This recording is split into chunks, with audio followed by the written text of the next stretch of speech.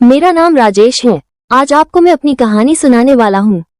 मेरे घर के ठीक सामने एक लड़की आई। वो अपने मामा के घर पर आई थी। उसका नाम दिया था।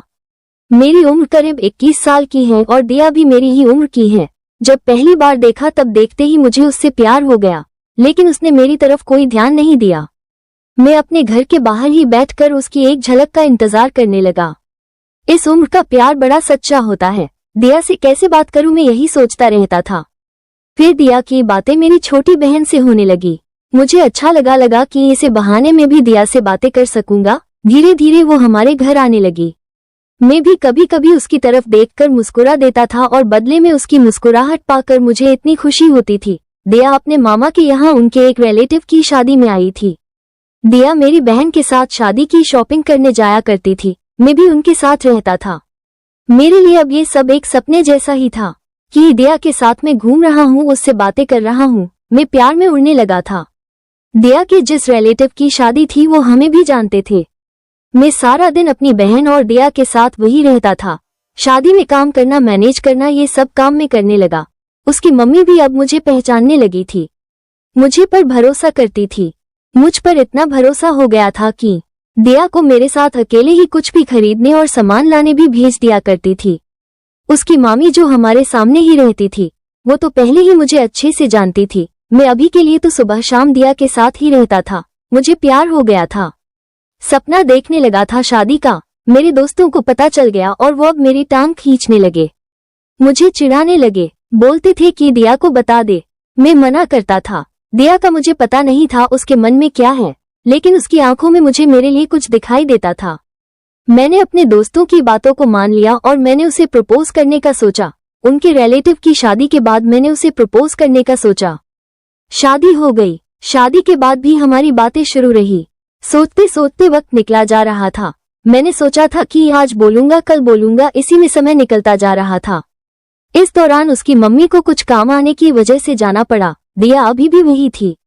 मैंने एक शाम अपनी घर की छत पर जब दिया और हम दोनों अकेले थे तब दिया को प्रपोज कर दिया।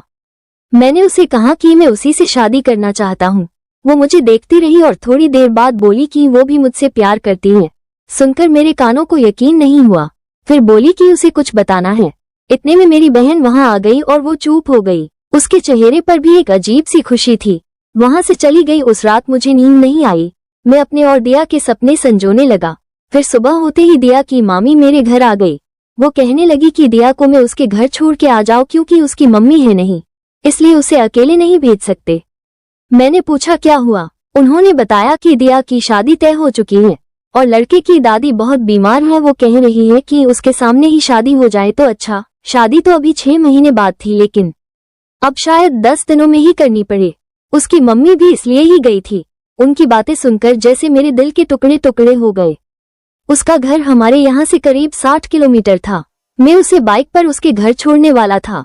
मैंने भी सोचा कि मैं इतने दिन रुका, एक रात और रुक जाता तो दिया को पता नहीं चलता और ना ही मुझे कि वो मुझसे प्यार करती है।